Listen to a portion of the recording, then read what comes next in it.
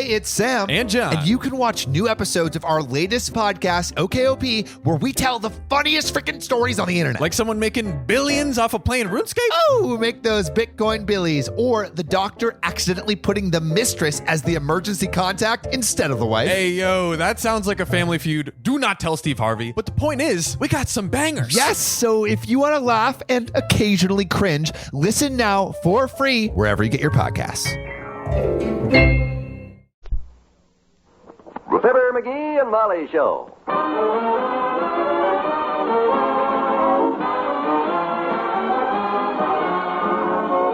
NBC and Tums bring you Fibber, McGee, and Molly transcribed. The show is written by Phil Leslie and Ralph Goodman and directed by Max Hutto.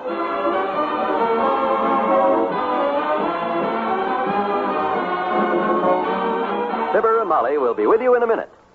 This is Don Wilson. When you have a nagging case of acid indigestion or heartburn, don't wait for relief. Take Tums, the don't wait relief. You don't waste any time with water, spoons, and glasses. There's no mixing. Just eat one or two pleasant, minty-tasting Tums, and relief is on the way. Tums are a safe relief, too. They are not water-soluble, therefore there's no danger of over-alkalizing. No acid rebound. The gentle form of calcium in Tums acts as a scientific buffer, neutralizes excess acid, then stops its action automatically. With all these advantages, Tums are economical besides. Cost only 10 cents a roll. So economical that you can always have them on hand at home and in your purse. So get a roll of Tums today. Yes, don't wait.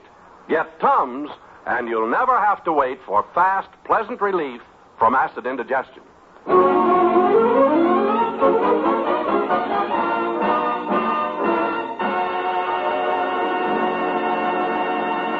Did you ever see it to fail? Just stretch out on the divan in the living room to take yourself a little nap, and what invariably happens? That's what happens. And Mr. McGee's a little displeased about it, too. Ah, for the love of Pete. I'm coming. Hello? Who? No, you got the wrong number, bud. Look it up in the phone book. I'm trying to take a nap. Doggone inconsiderate people. Who was that on the phone, McGee? Wrong number. Who'd they want? Fire department. The minute I try to take a nap, Stay as long as you're on your feet. Would you mind bringing up the clean laundry out of the hall? I'm changing the bed linen. I'm sorry, kiddo. I'm already lying down again. If I was up, I would, but I can't. I'm down. Oh, pardon me for asking. Oh, that's okay.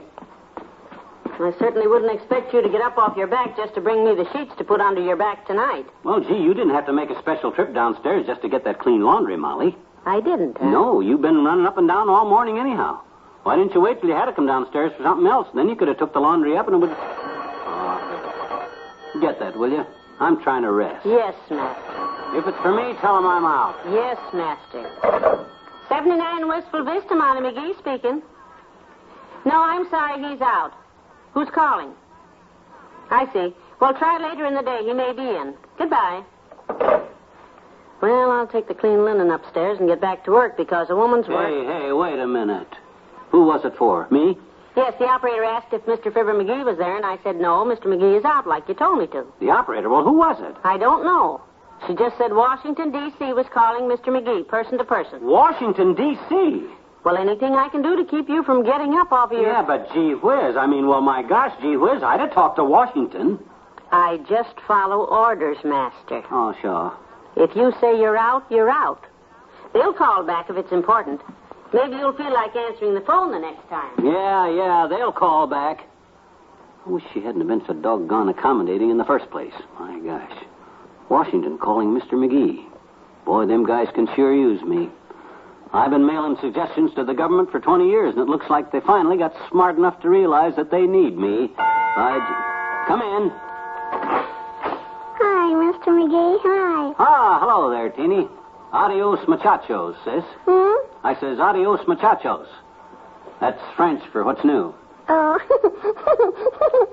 I didn't know you could talk French, Mr. McGee. Oh, sure, Teeny. I know all them foreign languages. Traveled a lot when I was a young fella. Always on the go. Gee, where'd you go, mister? Where'd you? Oh, every place, sis. Why, some days I'd have breakfast in France, lunch in Spain, and dinner in Italy. That's how I got to be a gourmet. A what, mister? A gourmet.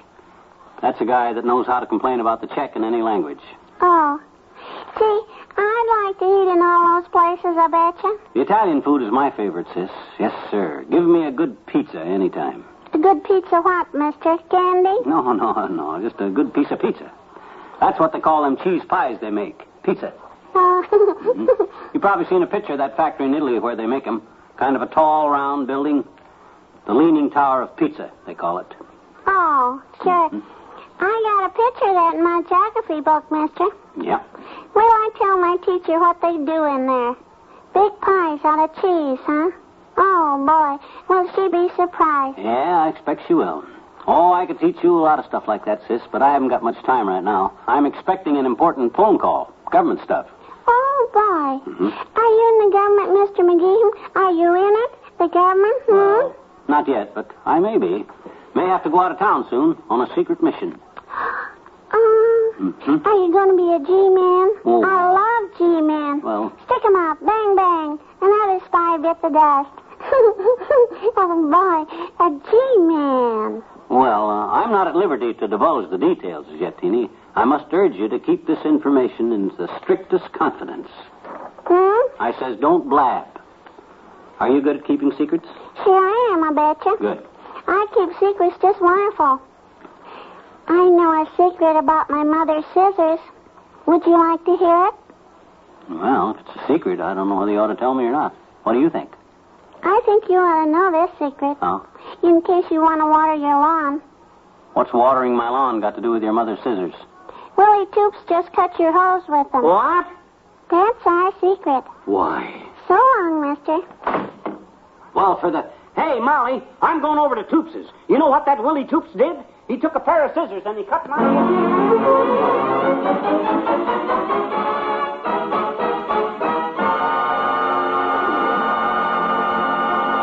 There's more fun with the McGees shortly.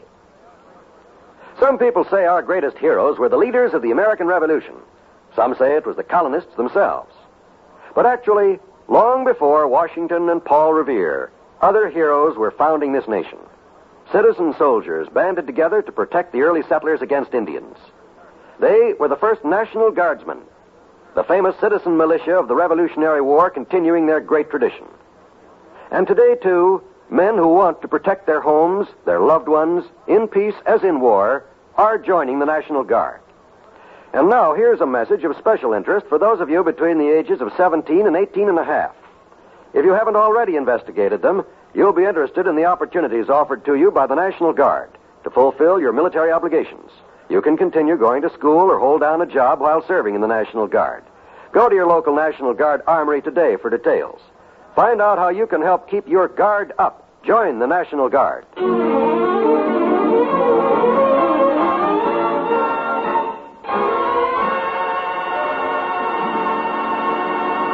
I'm back, Molly, from Toops's. Did Washington call? Did they call back yet, Washington? Not yet. You were only gone 5 minutes, you know. What did Mort Toops say when you told him about Willie cutting up the hose? Nothing. He just stood there in the door and laughed his head off. No, really? He liked to split. I took it over to show him. It's in 6 pieces. 6 pieces. Every time I showed him another piece of hose, he just laughed louder. Heavenly days. I got all the pieces here in this sack. What'll I do with them? Well, you should have left them on his porch. Well, he was having such a good time, I didn't have the heart to tell him it was his hose that I borrowed last summer. No. Yeah. That kid. Hey, was that the phone? Did the phone ring? I didn't hear a thing. Me neither. Doggone it, I wish they'd hurry up and call me back. Speaking of the phone, I better call the grocery store and give them our order. Oh, no. Don't touch that phone. You got to keep it open, Molly. I'm taking no chances on missing that call again. But, McGee, we have to eat tonight. We'll eat out. Just keep the phone clear till that call comes, that's all. It's a deal. Boy, oh boy, some of the ideas I got for solving what's wrong with the government are just terrific. You know what, Molly? I'll bet. Yes, sir. Like you take the biggest problem Eisenhower's got right now is trying to balance the budget. I got an answer for that so simple it scares me. How would you balance the budget? Look, what do you need to keep inside a budget? Money, right? Mm-hmm. If you make enough money, you got no problem, right? Well, yes, that's right. And how's the government make money? They print it. So we merely cut out the taxes, fire all the tax collectors, hire more printers, and keep printing money. I'm telling you, they'll be dancing in the streets when they put my plan through because the people of this country... Hold it, Mr. Baruch. Come in. Oh, hello, Dr. Gamble. Hello, Molly. Hiya, Leadhead. Hi, Bacon Bottom. I'd ask you to sit down, but shh. Listen. Huh? Listen for what? The phone. I thought I heard the phone. He wants you to know he's expecting a call, Doctor. Washington. What? Oh. Important, Doc. The government's trying to reach me. I'm expecting a call any minute. Oh, cut it out. Why would the government call you Flaplip? They didn't call him Flaplip, Doctor. They called him Mr. McGee. I took the message myself. They said they'd phone later. Might be any one of a number of things they want me for, Doc. Like tax evasion, you mean? Oh, I pay my taxes, you know that. I'm talking about they probably want my help and advice on some of their problems. Them guys could use me in the White House, Fatso. For what, a doorstop? Ha! Okay. Crack wise, deride. But you'll see. I got plenty of ideas for how to run this government. Oh, he's full of ideas, Doctor, and very free with them, too. My whole family's always been very generous with advice, Doctor. As a matter of fact, one of my ancestors, Pierre McGee, was advisor to Napoleon. That was at Waterloo, I suppose? You betcha. It might interest you to know that the Wright brothers, Wilbur Wright and Orville, they got advice from my father. No. We have a copy of the letter put away, Doctor. You betcha. Well. He advised them to knock the wings off of it, put 4 wheels on it, and make a buckboard out of it. Said they'd never get it off the ground. And they wouldn't have either if they'd listened to him. Well, I wouldn't fret too much about this phone call being a plea for you to come take charge of the government, Dream Boy. It's probably just a mistake. What do you mean, mistake? Molly took the call. They said they wanted to talk to Mr. McGee. Does that sound like a mistake? It sounds like a horrible mistake. And whatever their problem is, I got the answer. Like you take the biggest problem Eisenhower's got right now is balancing the budget. Uh-huh. What do you need to keep inside a budget? Money, right? Right. How does the government make money? They print it. So, all we got to do is cut out taxes, fire the tax collectors, hire more printers, and keep printing money till we... Where'd he go? Out. I guess the doctor just doesn't have the type of mind you have, sweetheart, because... That's it. I got it. Hello? McGee's... Oh, hi, Herb. I thought you were Washington. Yeah, the government's trying to get hold of me, and I don't want to tie up the phone too long, Herb. Big deal. Oh, you don't have to hang up yet, Herb. Don't want to tie up the phone, he says. You see, they got some problems in Washington, and they know I got the answers, Herb. I think it's probably my plan for balancing the budget that they need the worst. You see, all you need to do to balance the budget... I might as well head for the grocery store. This may take all night.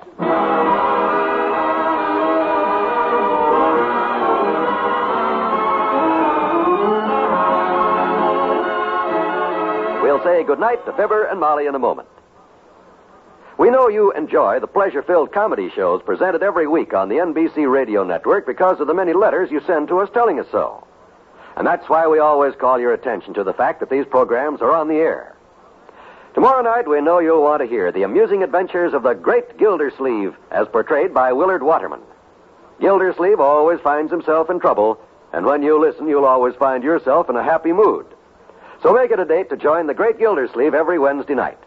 The same night, you can play You Bet Your Life on the NBC radio network. Groucho Marx is your quizmaster on You Bet Your Life, and his ad-lib comments with his contestants make the program a must for millions of radio listeners. And remember, tomorrow night you'll also hear The Big Story with authentic dramatizations of newspaper reporters' news scoops. And Walk a Mile, the fun-packed, fast-paced quiz game with Bill Cullen as your master of ceremonies.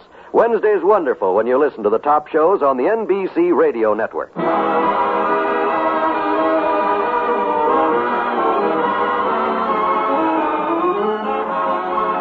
I guess Washington's not going to call now till tomorrow, Mom. I'm afraid not. I hope they weren't trying to get me while Herb had the phone tied up while I explained how to balance the budget to him.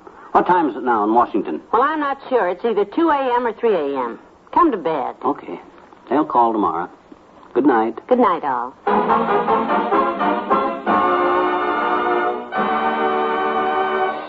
NBC and Tums have brought you the Fibber, McGee, and Molly program transcribed with Arthur Q. Bryan as Dr. Gamble. This is John Wald inviting you to be with us again tomorrow night for another visit with Fibber, McGee, and Molly.